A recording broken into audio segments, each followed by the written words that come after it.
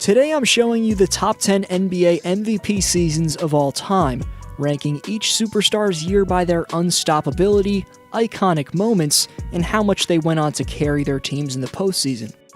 First, two shoutouts since we skipped Speak's last video: Toronto, who correctly predicted the NBA would resume because they'd lose nearly $1 billion, and Ben Liu, who says Wiggins' athleticism is the funnest asset to watch at small forward.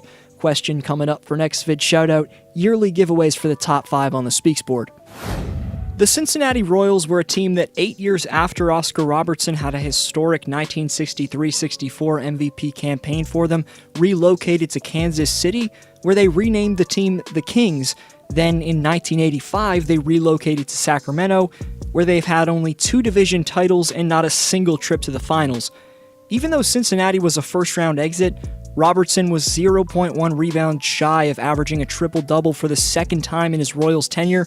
He remained the only player to average a triple-double in a season for over 50 years, and for that, the all-around superstar Oscar's undoubtedly the best player in the history of the Kings organization. Based off fundamentally sound footwork and shooting mechanics, Larry Legend was able to regularly drain iconic daggers amidst his entire career.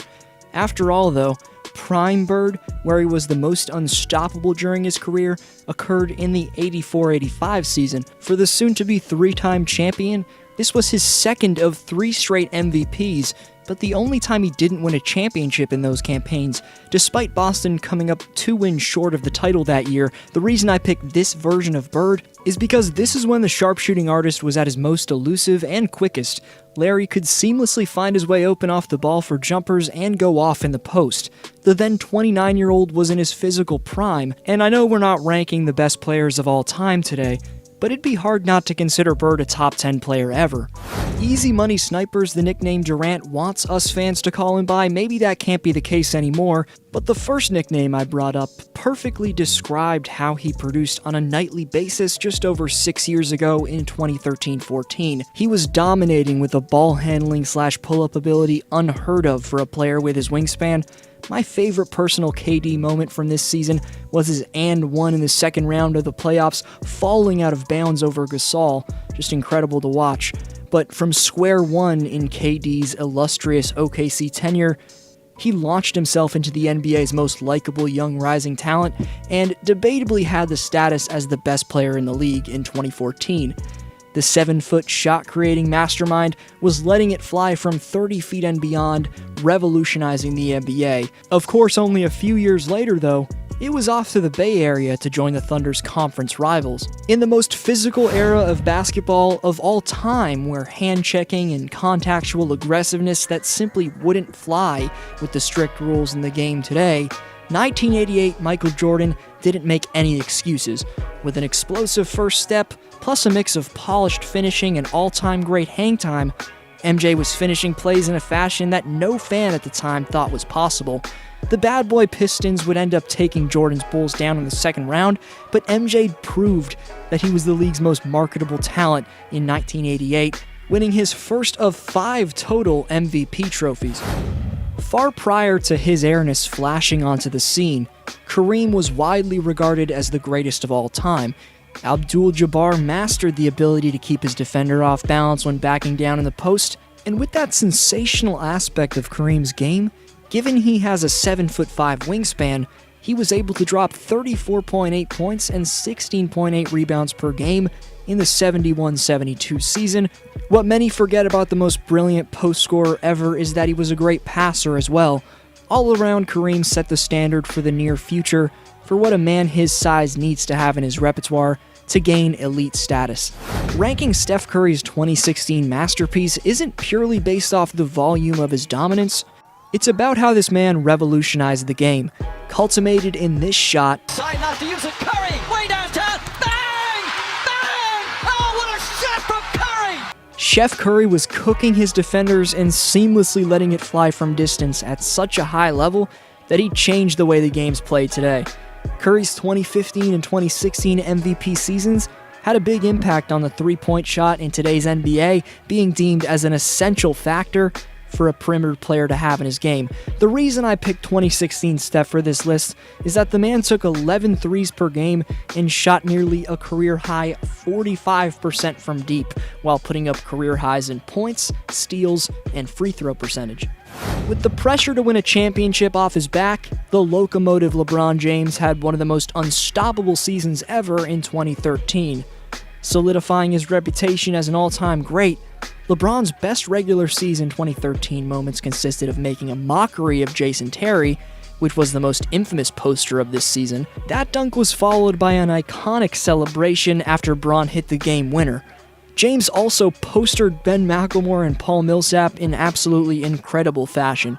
Then in the postseason, there was his brilliant take to the basket for the win against the Pacers, and another iconic play in his stuff against Thiago Splitter.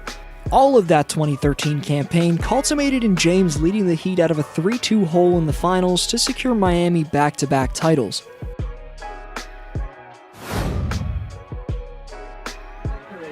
It's a pleasure to watch you grow. Congratulations, 1999-2000 NBA MVP, Shaquille O'Neal.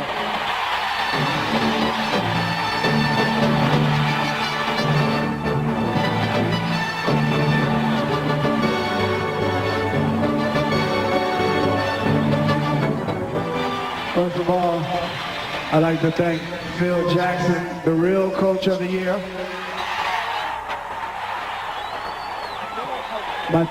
My teammates, and also the Staples Center fans, because you guys are the best. This is y'all award. Love you. Even though his name's not often brought up when debating the NBA's all-time greatest talents, Shaq's pure dominance in 2000 was debatably the most dominant season from a player of all time. People look back and say the big Aristotle got the buckets he did because of his size, with his 7'1" and around 300-pound frame. 99-2000 O'Neal actually dominated because he was night and day quicker and more explosive than any big man by far, and had one of the smoothest, most polished one-dribble jump hooks ever. It was his combination of power, speed, and grace that truly made Shaq's MVP season so damn special. The Lakers captured their first of 3 consecutive titles, with Shaq averaging an insane 38 points, just under 17 rebounds, and 2.3 blocks in the NBA Finals. 2 numbers in his stat line are proof to why Chamberlain earns the number 2 greatest MVP season of all time: 33.5 points and 24.6 rebounds. That was this man's stat line in 65-66. Of course, people are going to make the argument he didn't have competition, and yes, this insane year from Wilt came a few years before Kareem entered the league, but he still had to deal with developed star bigs like Nate Thurmond, Walt Bellamy, Wayne Embry, and Chamberlain's toughest task at the time was none other than one of the best defenders at center ever, Bill Russell.